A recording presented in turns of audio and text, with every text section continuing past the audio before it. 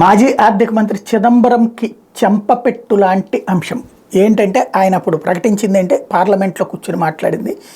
భారతదేశంలో పేదరికం ఎక్కువ, విద్య లేదు, పల్లె ప్రాంతాలు దారుణమైన పరిస్థితుల్లో ఉన్నాయి, అక్కడ వాళ్ళకి డిజిటల్ విజ్ఞానం ఎక్కడి నుంచి వస్తుంది, పల్లె ప్రాంతాల్లో డిజిటల్ ఎక్కడి నుంచి వస్తుంది అన్నారు. అసలు ఇన్నేళ్ల పరిపాలించినటువంటి కాంగ్రెస్ పార్టీ పల్లెల్లో ఆ స్థితిలో ఉంది అని అన్నదంటే సిగ్గుపడాలి. కానీ నిస్సిగ్గుగా అది బీజేపీ మీదకు తోసేస్తా మాట్లాడదామని ప్రయత్నించారు. ఇప్పుడు ప్రపంచంలోనే డిజిటల్లో టాప్ 1 ఇండియా ఉంది. పక్కా పల్లె ప్రాంతంలో టీ స్టాల్ కాదు, బడ్డీ కొట్లో సిగరెట్ తాగేటటువంటి వాళ్ళు కూడా క్యూఆర్ కోడ్నే వాడుతున్నారు. సిగరెట్ కొనేవాళ్ళు కూడా క్యూఆర్ కోడ్నే వాడుతున్నారు. 6 రూపాయలు 5 రూపాయలకు కూడా సిస్టంలో నుంచినే చేస్తున్నారు.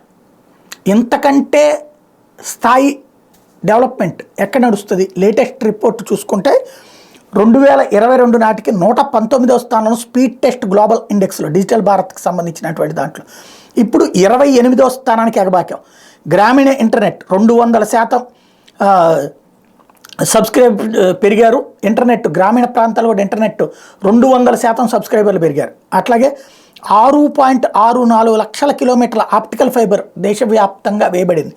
మరోవైపున అతి తక్కువ ధరకే డేటా ₹6.57 డేటా అన్నటువంటిది ప్రపంచంలోనే అతి తక్కువ, ఇంక్లూడింగ్ అమెరికా, సింగపూర్ అన్ని దేశాల కంటే కూడా అతి తక్కువకే ఇంటర్నెట్ లభించేటువంటి ఏకైక దేశం భారతదేశం అయింది.